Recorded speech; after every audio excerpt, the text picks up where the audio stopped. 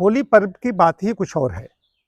होली आती है तो उत्साह होता पहले ज़्यादा होता था, इधर कम रहता है, लेकिन जब आती है तो 1-2 दिन पहले ही सब लोग लग जाते हैं उसमें। सूचना तो बहुत पहले से ही रहती है, लेकिन तैयारी होती थी। पहले जो मैं देखता था बचपन में कपड़े नए-नए बनते थे, अब तो कपड़े बराबर सब नए ही रहते हैं, मैं देखता हूँ। नए कपड़े बनते थे तो इच्छा होती थी सुबह उठते ही कपड़े पहन लूँ, लेकिन रंग की वजह से नहीं पहनता था। और पहले से कपड़े ऐसे सोच लिए जाते थे, ये पहनेंगे लोग, रंग देंगे, रंग खेलेंगे, तो कपड़े थोड़ा-सा कोई पुराने हो जाते थे, उन्हीं पर रंग खेलता था व्यक्ति को, और वो कपड़े हटा दिए जाते थे एक तरीके से, दोबारा वो उनका उपयोग नहीं होता था आने-जाने में।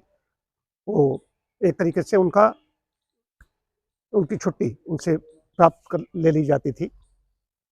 अब क्या है कि ये तो कल से अनुभव मेरा विशेष रूप से हो गया कि रंग-वंग में से नहीं खेलता था, गुलाल-वुलाल थोड़ा बहुत लगा लेता था। ये कल हमने सुबह-सुबह ही नए कपड़े पहन लिए। होना चाहिए कि रंग-वंग जब समाप्त हो जाए तब पहनना चाहिए, सब बड़े-बुजुर्ग यही कहते थे। छोटे पर भी यही इच्छा होती थी पहन ले, तो कहते थे, "अरे! रंग दिए जाएँगे कपड़े।" अम्मा और पिता सब डाँटते थे, तो शाम को पहनते थे। और कल हमने सुबह पहन लिए, तो जितने भी हमारे कायाकल्प केंद्रम के सदस्य, शालक सदस्यों ने हमारे कपड़ों की ऐसी दुर्गत की। वो हरा गुलाल था, लेकिन हमारी मतलब कि सूरत ही बना दी। एक-एक व्यक्ति मुझे याद है, अगले वर्ष मैं उनसे देखूँगा क्या करना है, क्या नहीं करना है। लेकिन मुख्य चीज़ है कि अगर कपड़ा अगर मिले, तो हड़प्पा की खुदाई से लेकर के आओ, उसको रख लो और उसके बाद उसका उपयोग कर लो रंग के लिए, और नहीं तो कपड़े ऐसे खराब हो जाते हैं। हालाँकि अब जो लोग अच्छे लोग हैं, वो तो इसको गुलाल, चंदन या कुछ पत्र पुष्प ऐसी चीज़ें डालते हैं, उनसे खेलते हैं, लेकिन बहुत ज़्यादा ऐसे रंग खेलते हैं जिनकी स्किन प्रभावित हो जाती है। होली के पर्व की बात ही कुछ और है, ऐसा पर्व दूसरा कहीं कोई दिखाई नहीं देता। इसलिए कह रहा हूँ कि प्रकृति में भी देखते हैं कि नव पल्लव, पत्र, अब फत्र शहतूत पे तो फल भी आ गए, अब इधर बौर शुरू हो जाएगा, बौर आ भी चुका है आम में। अगर तो ये देखिए प्रकृति कैसा संदेश देती है। प्रकृति में दोनों तरफ होते हैं, इधर हमारी गेहूँ की, जौ की फसल होती थी है, तो इसको फाल्गुनी नवसश्रेष्ठ कहा गया। नवसश्रेष्ठ, नव नई फसल इधर आती है, उधर शारदीय नवसश्रेष्ठ कहा जाता है। उधर धान की होती है, धान से वो भात मिलता है खाने के लिए, खीले, चूरा ऐसी चीज़ें खाने को मिलती हैं।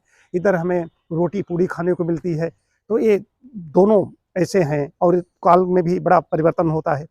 ये संधि काल भी होता है ऋतुओं का। तो वहाँ पर ये था कि तो हम लोग यजन करते हैं और उसके बाद में आनंद मिला से मनाते हैं। तो इस पर्व में जब भी रंग से एक-दूसरे गले मिलते हैं, एक-दूसरे के यहाँ जाते हैं, तो लोगों को सुख-दुःख बढ़ते हैं। हर आदमी कहीं न कहीं चिंतित है, कहीं न कहीं दुःख हैं, तो ये सब चीज़ें कम होती हैं आने-जाने में। फिर आदमी थोड़ी देर भटक जाता है, भटकाव होता है इससे, उसकी थोड़ी चिंताएँ कम होती हैं। ये बड़ा अच्छा है, मिलने-जुलने से लोगों को एक-दूसरे से बड़ी सहानुभूति मिलती है, और लोगों को लगता है भई हमारे यहाँ होली मिलने आए थे, तो उसको भी अच्छा लगता है। ये है। तो आना-जाना हालाँकि आजकल कम हो रहा है, लेकिन मैं तो क्षेत्र संन्यास में हूँ, आना-जाना होना चाहिए। इसका जितनी ज़्यादा इसमें एक आनंद है, एक उत्सव ऐसा है, इसका दूसरा कोई दिखाई नहीं देता। और भी हमारे भी और त्योहार हैं, रक्षाबंधन है, दीपावली है, लेकिन होली में जो आनंद आता है, वो इसकी अपेक्षा बाकी सारे उत्सव, अपना-अपना सबका महत्व है, लेकिन होली की बात ही कुछ और है।